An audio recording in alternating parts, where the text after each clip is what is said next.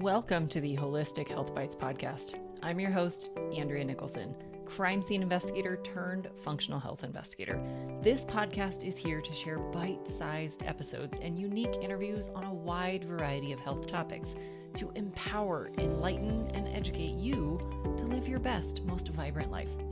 Disclaimer: all information you hear on this podcast is for information only and constitutes individual opinions of the person speaking. This should not be taken as medical advice. Being a listener of this show does not initiate a practitioner-client relationship between you and the hosts or panelists on this show. Please discuss these topics with your medical professionals before making any changes to your health. Okay, let's dive in. Welcome back to the Holistic Health Bites podcast. Today, we are talking about leaky gut, fatty liver, and fructose. These may seem like totally independent challenges, but a study published in the Journal of Nutritional Biochemistry shows a direct link. We've all heard and can see that the rates of obesity have dramatically increased over the last several decades. But what you might not see is the incidence of type 2 diabetes, non-alcoholic fatty liver disease, and other metabolic syndromes. This particular study looked at how fructose in the diet, bacterial overgrowth, and leaky gut contribute to the formation of non-alcoholic fatty liver disease, and how fructose leads to bacterial overgrowth and leaky gut directly. There are three main sources of sugar in the human diet: glucose, fructose, and sucrose, which is a combination of glucose and fructose. Glucose is found in every carbohydrate-containing food, including fruits, vegetables, grains, nuts, beans, legumes, as well as candy, baked goods, cereals, and sodas. Fructose is primarily consumed in the form of high fructose corn syrup, but it's also naturally found in many fruits, honey, agave nectar, maple syrup, and even some vegetables. Fructose is absorbed in the intestines and transported to the liver, where it is metabolized in a completely different way than glucose is. Glucose metabolism has a rate-limiting step that is tightly controlled. Fructose metabolism doesn't have this rate-limiting step, and so it can be continuously and uncontrollably converted into glucose, glycogen, lactate, and pyruvate. Now, I'll spare you the biochemistry lesson on how and why these products are produced, but just know that pyruvate and lactate are primarily converted to triglycerides, or fat. High fructose diets have also repeatedly been shown to increase the development of insulin resistance and also stimulates production of fat. Bacterial overgrowths in the gut, specifically the small intestine, have been long linked to alcoholic fatty liver disease and are now being examined for their role in non-alcoholic fatty liver disease. While this may seem like a stretch, these bacteria often contain a toxic component called lipopolysaccharide, or LPS. This LPS binds to a protein called lipopolysaccharide binding protein, or LBP. Levels of LBP have been found to be increased in those with non-alcoholic fatty liver disease. These bacteria in the gut take the pyruvate, one of the byproducts of both glucose and fructose metabolism, and convert it to ethanol, or alcohol.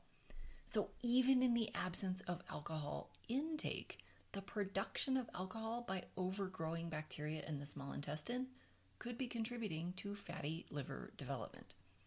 These patients even exhale ethanol when they haven't had anything to drink. When the bacterial overgrowth is treated, the breath ethanol reduces. More studies are needed to more fully explore this and other roles of these bacteria. Intake of fructose, specifically from sugar-sweetened beverages, has been linked as the most common risk factor for fat accumulation in the liver. Bacterial overgrowths and imbalances in the microbial populations contribute to the formation of leaky gut. Leaky gut, or intestinal permeability, also increases overall inflammation and systemic toxin transportation from the gut throughout the body increasing free radical formation. These toxins can be the same LPS toxins produced by the bacteria, or they may be foodborne toxins, environmental toxins, undigested food particles, or pathogens. The authors of this paper point out the limitations in the information gathered thus far in the research, but certainly highlight some valuable information on the development of fatty liver disease. So, what can we take from this study? Here are my top 3 recommendations. Number 1, limiting fructose intake is wise, especially from sugar-sweetened beverages and anything with fructose added or concentrated. Number 2, limiting overall sugar intake in all forms is also wise.